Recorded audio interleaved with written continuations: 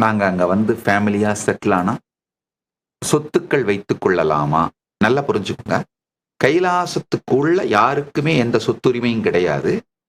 ஆனா, நீங்க கைலாசத்துக்கு வர்றதுக்கு முன்னாடி உங்களுடைய சொத்துக்கள் இருக்கும் இல்லையா? நீங்க சம்பாரிச்ச சொத்துக்கள். அதை உங்கள் பெயரிலேயே வைத்துக் கொள்ளலாம். அதை நீங்கள் உங்கள் பெயராலேயே நிர்வகித்துக் கொள்ளலாம். அது உங்களுடைய உரிமை. கைலாயத்துக்கு உள்ளதான் யாருக்கும் சொத்துரிமை இல்லையே தவிர, நீங்கள் கைலாயத்துக்கு வெளியிலே வைத்துக் கொண்டிருக்கும் சொத்துக்களை நீங்கள் வைத்து நிர்வகித்துக் கொள்ளலாம். அதில் எங்களுடைய தலையீடு இருக்காது. அது உங்களுடைய சுதந்திரம். அந்த சொத்துக்களிலிருந்து வருகின்ற வருமானம் உங்களுடையது. அதில் நாங்க தலையிட மாட்டோம் மட்டும் இல்லாம அதை தெரிந்து கொள்ள கூட மாட்டோம்.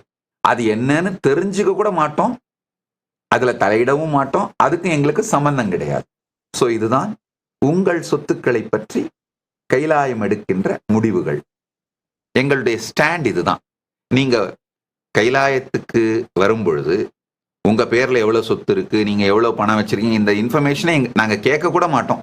எங்களுக்கு சொல்ல கூட வேண்டியதில்லை. அது உங்கள் வாழ்க்கை. அதில் தலையிட மாட்டோம். அதுக்கு எங்களுக்கு சம்பந்தம் இல்லை. கைலாயத்தில் இருக்கும் பொழுது உங்களுடைய எல்லா தேவைகளையும் கைலாயம் பார்த்துக் கொள்ளும்.